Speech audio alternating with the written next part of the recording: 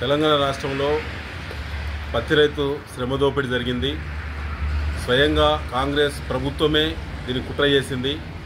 తెలంగాణ రాష్ట్రంలో సరైన సమయానికి సీసీఐ కొనుగోలు కేంద్రాలు ప్రారంభించకుండా మొదటి విడత వేరినటువంటి పత్తి రైతులు ప్రైవేట్ మార్కెట్కు వెళ్ళేటట్టు కుట్ర చేసింది.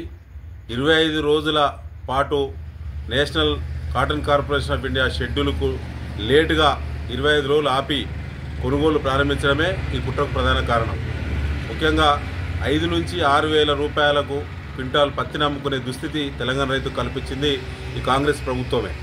తద్వారా మార్కెట్లో సిండికేట్ అయి ట్రేడర్లందరూ కూడా సీసీఐ కార్పొరేషన్ తెలంగాణ అధికారులు అందరూ కూడా కుమ్మక్కై ఈ 1000 కోట్ల రూపాయల కుంభకోణానికి పాల్పడడం జరిగింది.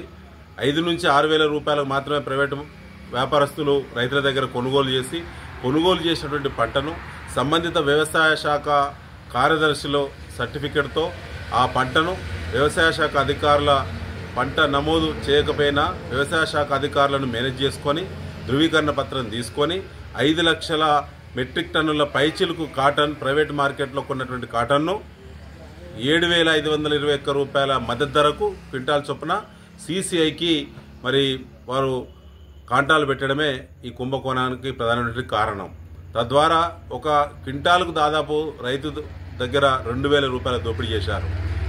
అట్లా 5 లక్షల మెట్రిక్ టన్నులు అంటే దాదాపు 1000 కోట్ల పైచిలుకు రూపాయల కుంభకోణానికి పాల్పడ్డారు. ఇందులో ప్రభుత్వ పెద్దలుంటే తప్ప ఇది సాధ్యం కాదు. ఇలా 7 మార్కెట్ కార్యదర్శులు మాత్రమే సస్పెండ్ చేసేంత మాత్రాన టెంపరీ ఆర్ఓలు ఇచ్చారనే కారణం మీద ఈ సమస్య పరిష్కారం కాదు. యావత్ తెలంగాణలో ఉన్న అన్ని వ్యవసాయ మార్కెట్లలో ఈ కుంభకోణం జరిగింది. కాటన్ కొనుగోలు సదుపాయం ఉన్న అన్ని వ్యవసాయ మార్కెట్లలో ఈ కుంభకోణం జరిగింది. కాబట్టి దీనిపైన సమగ్ర విచారణ చేయాలంటే ఖచ్చితంగా సిబిఐ మరి రావాలి, సిబిఐ విచారణ జరగాలి. ఈ రాష్ట్రం నుంచి కేంద్ర మంత్రులు ఉన్నటువంటి మరి కిషన్ రెడ్డి గారు, బండి సంజయ్ గారు కూడా దీనికి బాధ్యత వహించాలి. ఈ రాష్ట్ర ముఖ్యమంత్రి రేవంత్ రెడ్డి గారు, అదేవిధంగా వ్యవసాయ శాఖ మార్కెటింగ్ శాఖ మంత్రి గారు ఖచ్చితంగా ఈ కుంభకోణానికి బాధ్యత వహించాలి. వెంటనే సమగ్ర విచారణ చేయాలి. ఏదైతే 5 లక్షల మెట్రిక్ టన్నుల మరి కాటన్ కొనుగోలు మరి ఎంతమంది రైతుల దగ్గర నుంచి అయితే కొనుగోలు చేసినటువంటి వివరాలన్నీ కూడా ఇవాళ ఖచ్చితంగా ట్రేడర్స్ దగ్గర ఉంటాయి, కార్యదర్శుల దగ్గర ఉంటాయి.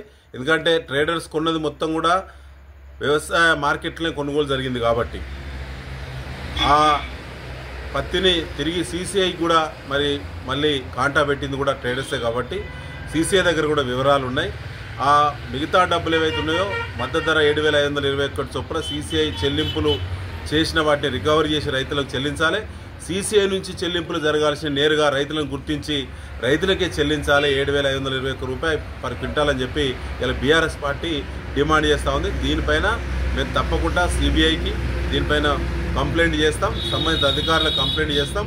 సీసీఐ అధికారులు ఈ కుంభకోణానికి పాల్పడ్డారు.